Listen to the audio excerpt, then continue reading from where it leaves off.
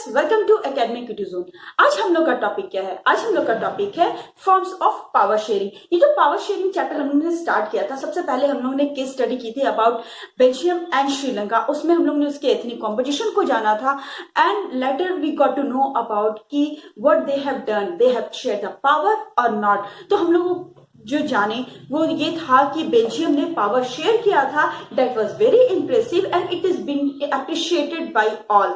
और श्रीलंका ने क्या किया? श्रीलंका के मेजॉरिटी ग्रुप कह लीजिए या फिर वहां की डेमोक्रेटिक गवर्नमेंट ने पावर शेयर नहीं किया और उसके कॉन्सिक्वेंसेस क्या हुए? Civil war. दैट मीन्स कि ये तो बहुत क्लियर है कि पावर शेयरिंग जो है वो बहुत ज्यादा जरूरी है। लास्ट वीडियो में भी हम लोगों ने अबाउट पावर शेयरिंग के बारे में पढ़ा था कि why power sharing is desirable. ठीक है, पावर शेयर जो करना है वो जरूरी क्यों है। तो यहां तक तो अब ये जरूर क्लियर हो गया होगा आपको कि पावर शेयरिंग जो है दैट इज मस्ट, वो बहुत ज्यादा जरूरी है, specially if you talking about a country, democratic country की अगर हम लोग बात कर रहे हैं तो पावर शेयरिंग करना ही चाहिए। ओके, तो अब हम लोग आज के वीडियो में पढ़ेंगे कि पावर शेयरिंग एक्चुअली कैसे कैसे फॉर्म में पावर शेयरिंग की जा सकती है। अब कुछ जरूरी तो नहीं है कि एक ही तरीके से पावर शेयर किया जा सके। There are various forms in which we can share our power. तो इसी के बारे में आज हम लोग बात करेंगे। ओके, तो let start to know about it. तो होता क्या था कि पहले जमाने में, अगर अर्लियर टाइम की अगर हम लोग बात करें, तो लोगों का ये मानना था कि power should not be share. Power को जो है शेयर करना जरूरी नहीं है। पावर जो है किसी एक के हाथ में होना ज्यादा बेहतर है या फिर ग्रुप्स ऑफ पीपल जो है उसके हाथ में रहना ज्यादा जरूरी है। अगर ये पावर सबके बीच में बांट दिया जाए तो उसके जो रिजल्ट आएंगे, उसके जो कॉन्सिक्वेंसेज होंगे वो अच्छे नहीं होंगे। बट ये जो कॉन्सेप्ट है ये बिल्कुल बदल गया। कब? ये तब बदल गया जब डेमोक्रेसी जो है वो एक न्यू फॉर्म ऑफ गवर्नमेंट जो है बन के आई। जब ये इसके कॉन्सेप्ट जो है वो आए तो इसके प्रिंसिपल्स, जब ये डेमोक्रेसी जो है उसका इमर्जेंस हुआ तो इसके प्रिंसिपल्स जो है वो क्या कहता था? डेमोक्रेसी का प्रिंसिपल ही इसी पे डिपेंड करता है कि you will have to share your power. अगर आपका कंट्री डेमोक्रेटिक है तो आपको अपने पावर शेयर करने पड़ेंगे। ठीक है, तो इन द सेम वे तो और जो है ये किस कॉन्सेप्ट में है कि पब्लिक ओपिनियन जो है वो कितना इंपॉर्टेंट है। और जितने भी डाइवर्स ग्रुप है इस कंट्री में, जितने भी डाइवर्स ग्रुप है, जितने भी डाइवर्सिटीज है, आपको सबको a kind of a respect देना ही पड़ेगा। सबकी ओपिनियन को आपको लेनी ही पड़ेगी और उसके ऊपर ही वर्क करना पड़ेगा। यही तो कहता है पावर शेयरिंग, राइट ना? तो लेट्स नो अबाउट कि पावर शेयरिंग कितने तरीके से की जा सकती है। तो here is given 4 ways of sharing power. Power share करने के 4 तरीके दिए गए हैं। ठीक है, in modern democracy power sharing can take many forms. Modern democracy में पावर शेयरिंग जो है बहुत तरीके से, बहुत फॉर्म में जो है वो की जा सकती है। तो let's start to know about it. तो फर्स्ट वन क्या है? First point is power sharing among different organ of government. Government के डिफरेंट ऑर्गन्स में पावर शेयर। ठीक है, तो ये डिफरेंट ऑर्गन्स क्या है सबसे पहले ये जानते हैं। तो डिफरेंट ऑर्गन्स हो गए लेजिस्लेचर, एग्जीक्यूटिव एंड जुडिशरी। तो आई थिंक ये लेजिस्लेचर क्या है, एग्जीक्यूटिव क्या है, जुडिशरी क्या है, ये आप लोगों को मालूम है ना। लेजिस्लेचर मतलब वो जो लोकसभा में होते हैं, तो पार्लियामेंट में होते हैं या असेंबलीज में होते हैं, जो पॉलिसीज बनाते हैं। ठीक है, they are said to be legislature. Executive that means वो जो पॉलिसीज बनते हैं, जो लॉज बनते हैं, उसको एग्जीक्यूट करवाते हैं। और जुडिशरी तो आप लोग जानते हैं कि जो सुप्रीम कोर्ट और हाई कोर्ट जो कोर्ट्स में होते हैं वो हो गया। ठीक है, जो न्याय से रिलेटेड होते हैं, जो लॉ से रिलेटेड होते हैं, that is said to be judiciary. तो यहाँ इसका क्या काम है? तो यहाँ ये है कि these are the 3 organs of government. Government की अगर हम बात कर ले तो यही 3 ऑर्गन है जिसके अकॉर्डिंग जो है हमारा गवर्नमेंट जो है वो चलता है। ठीक है, तो इनको पावर शेयर करना जरूरी है। तो ये किस तरह से फॉर्म होता है, ये पावर शेयरिंग कैसे होगा? तो it is also said to be a horizontal distribution of power. Let me tell you कि अगर हम लोग बात करें लेजिस्लेशन की, एग्जीक्यूटिव की, जुडिशरी की, तो अगर आप बात करेंगे कि इन तीनों में पावरफुल कौन है, ठीक है, तो इन तीनों में पावरफुल सब है, means all have an equal power। इन सब में पावर सेम है। That's why it is said to be horizontal distribution। तो horizontal मतलब क्या हुआ?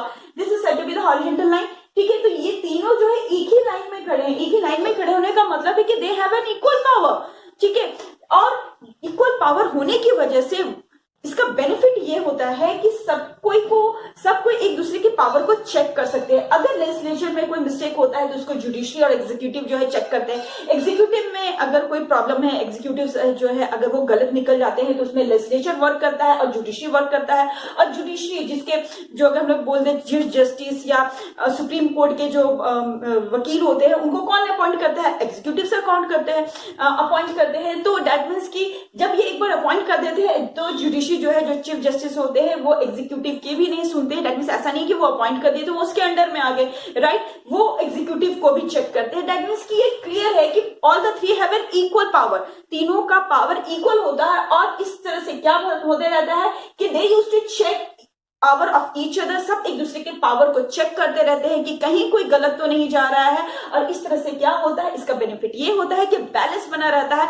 और डेमोक्रेसी में जो गवर्नमेंट है वो आराम से चल सकती है। दैट मीन्स कि कोई भी अपने पावर का, चाहे एग्जीक्यूटिव हो जाए, लेजिस्लेचर हो जाए या जुडिशरी हो जाए, कोई अपने पावर का अननेसेसरी जो है वो यूज, अनलिमिटेड यूज नहीं कर सकता है, क्योंकि उनके पावर जो है वो लगातार से चेक होते रहते हैं और इससे जो है बैलेंस बना रहता है। दैट मीन्स कि ये तो बहुत ही बेनिफिशियल हो गया। ये अगर पावर शेयरिंग की बात करें तो दिस इज द बेनिफिट। तो फर्स्ट पॉइंट क्लियर है। Come to the next point, power sharing among different level of government. तो ये डिफरेंट लेवल क्या हो गया ये हम लोग जानते हैं।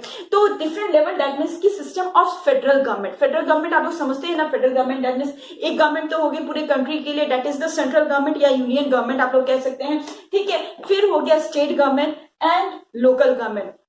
तो आप लोगों को मालूम है कि जैसे हमारे कंट्री में एक जो है पूरे कंट्री के, जैसे अगर प्राइम मिनिस्टर हो गए, जो भी एग्जीक्यूटिव हो गए, फिर हमारा कंट्री जो है वो प्रोविंसेस में या स्टेट्स में जो है वो डिवाइडेड है, राइट। और हर स्टेट की अपनी एक गवर्नमेंट है, अपनी एक सरकार है, राइट, जो इंडिपेंडेंट है from the central government. Central government का उनमें हाथ नहीं है, ठीक है। तो दैट मीन्स कि सबको पावर दिया गया है। सेंट्रल गवर्नमेंट के पास अपनी पावर है तो स्टेट गवर्नमेंट के पास अपनी पावर है, लोकल गवर्नमेंट भी काम करती है, ठीक है। तो that is said to be, तो सेंट्रल गवर्नमेंट, स्टेट गवर्नमेंट और लोकल गवर्नमेंट। तो लोकल गवर्नमेंट में क्या आ गया, म्युनिसिपैलिटी एंड पंचायत। तो ये तो क्लियर है कि सेंट्रल गवर्नमेंट और स्टेट गवर्नमेंट तो इंडिपेंडेंट पावर होती है इनके पास, ठीक है। State government is not a subordinate of central government. State government जो है सेंट्रल गवर्नमेंट के सबऑर्डिनेट नहीं है, उसके अंडर नहीं है। हाँ, लोकल गवर्नमेंट जो है वो स्टेट गवर्नमेंट के अंडर काम करती है, लेकिन इसका एक बेनिफिट है ताकि लोकल में क्या है, क्या इंपॉर्टेंस है, क्या नीड है, वो स्टेट गवर्नमेंट को पता चलती है, ठीक है। तो दैट मीन्स कि this is said to be कि दैट मीन्स कि ये क्लियर है कि सेंट्रल गवर्नमेंट के पास जो पावर है उनमें ही से ही पावर जो है, किनको इंडिपेंडेंट पावर दिया गया, स्टेट गवर्नमेंट को दिया गया। दैट मीन्स यहाँ पावर शेयर किया गया है। तो this is also said to be vertical division of power, power sharing. ये वर्टिकल डिविजन, तो वर्टिकल कैसे हो गया आप देख लीजिए, this is said to be a vertical line, ठीक है। ये वर्टिकल लाइन हो गया, सेंट्रल गवर्नमेंट हो गया, स्टेट गवर्नमेंट हो गया, लोकल गवर्नमेंट हो गया। तो इसका मतलब ये नहीं है कि इसके अंडर है, ठीक है, but it is said to be कि हाँ एक कंट्री के लिए है, एक प्रोविंसेस के लिए, स्टेट के लिए और लोकल है, ठीक है। तो this is how power can B share. जो हमारे कंट्री में होता है, तो हम लोग ने देखा कि टू पावर शेयरिंग की बात हो रही है। तो अगर हम लोग बात कर रहे हैं about India, India is a democratic country, तो यहाँ पर डिफरेंट ऑर्गन्स में भी पावर शेयर हो रहा है, डिफरेंट लेवल ऑफ गवर्नमेंट में भी पावर शेयर हो रहा है। तो let's go to the third one क्या कहता है, power sharing amount different social group. तो ये डिफरेंट सोशल ग्रुप क्या हो गया, तो डिफरेंट सोशल ग्रुप हम लोग किसी को भी कह सकते हैं। We can call about the religion, we can about community, language basis पे, किसी भी बेसिस पे हम उस सोशल ग्रुप को रख सकते हैं, ठीक है।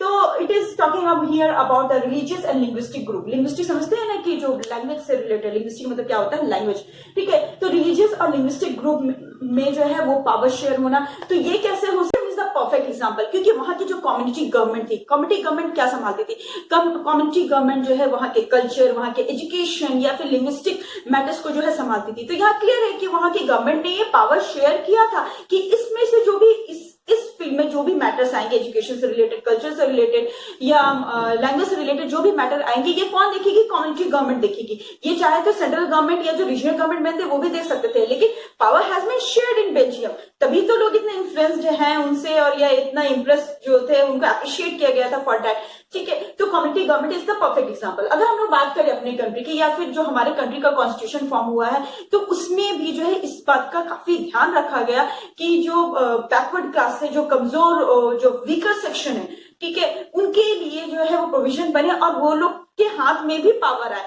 तो उन लोगों के हाथ में कैसे पावर आएगा? क्या कोई जाके उनको पावर देगा? नहीं। इसके लिए कॉन्स्टिट्यूशन में ही जो है अरेंजमेंट की गई, constitution and legal arrangement for weaker section and women. तो क्या अरेंजमेंट की गई? तो अरेंजमेंट तो बहुत सारे किए गए, लेकिन अगर एक एग्जाम्पल हम लोग बात करें तो perfect example is reserve constituencies.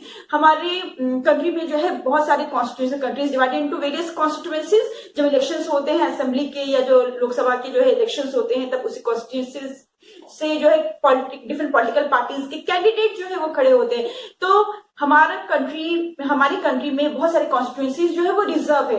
कुछ कॉन्स्टिट्यूएंसीज रिजर्व है फॉर एससी, कुछ रिजर्व है एसटी। ठीक है, तो कहीं ना कहीं ये क्लियर होता है कि वहां उस कॉन्स्टिट्यूएंसी से जो है जो भी कैंडिडेट निकल के आएंगे वो इधर जो है एसटी होंगे या एससी होंगे, जहां वट एवर जो जिस तरह से भी वो रिजर्व है। ठीक है, और जब वो एक गवर्नमेंट का पार्ट बनेंगे तो डेफिनेटली है कि उनके मैटर्स को कोई इग्नोर नहीं करेगा, क्योंकि हो सकता था कि अगर ये रिजर्व नहीं होता तो जो अपर सेक्शन है उनके इन्फ्लुएंस इतने ज्यादा होते हैं सोसाइटी में कि शायद बैकवर्ड क्लासेस को मौका ही नहीं मिलता।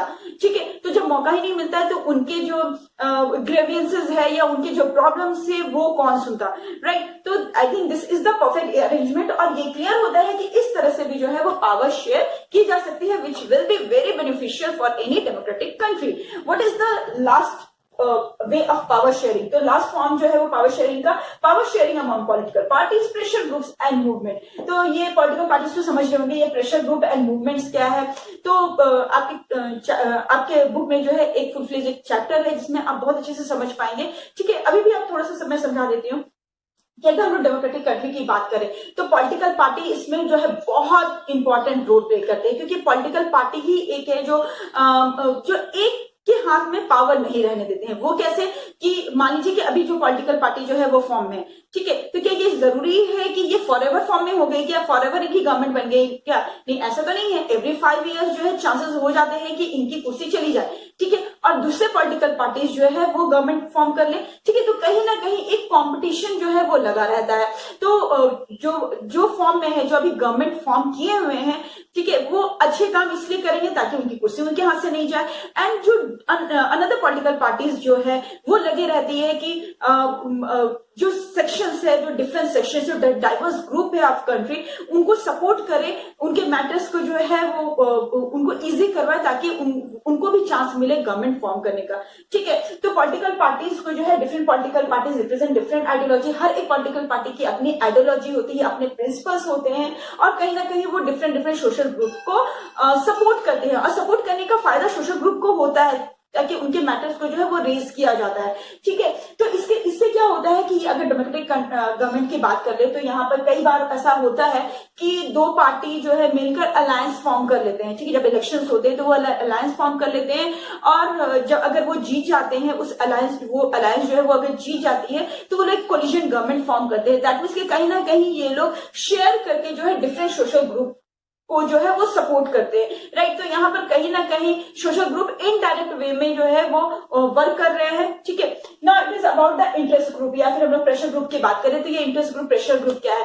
तो इंटरेस्ट ग्रुप आप कह सकते हैं कि जैसे ट्रेडर्स हो जाते हैं, बिजनेसमैन हो जाते हैं, इंडस्ट्रियलिस्ट हो जाते हैं, या फिर इंडस्ट्रियल वर्कर्स हो गए, फार्मर्स हो गए, इनके अपने अपने डिमांड्स होते हैं। ठीक है, कई बार ऐसा होता है कि गवर्नमेंट कोई पॉलिसी बनाती है and that was not in favour of them, तो ये लोग क्या करते हैं, दे स्टार्टेड तो ये इंटरेस्ट ग्रुप जो है ये मूवमेंट शुरू कर देते हैं, या फिर they started to pressurise the government for अपनी डिमांड्स के लिए कि उनके डिमांड्स को जो है वो फुलफिल की जाए। इस चीज के लिए वो प्रेशर बनाने लगते हैं, राइट? तो इससे क्या होता है कि गवर्नमेंट, जो डेमोक्रेटिक गवर्नमेंट है, वो उनकी ओपिनियन को भी सुनती है, और अगर वो उनको सही लगता है कि okay we will have to think of their demand, तो वो उस पर वर्क करती है। ठीक है, तो कहीं ना कहीं इंटरेस्ट ग्रुप के जो मेंबर, जो भी इंटरेस्ट ग्रुप बना है, या ट्रेडर्स हो गया, फार्मर्स हो गए, ये लोग गवर्नमेंट नहीं है, ये लोग पॉलिटिकल पार्टी के मेंबर में नहीं है, लेकिन कहीं ना कहीं इनडायरेक्ट वे में they also share the power. ठीक है, कहीं ना कहीं ये लोग भी पावर शेयर करते हैं। तो दैट मीन्स कि ये क्लियर है कि ये लोग भी पावर शेयर करते हैं about the political parties, pressure group and movement.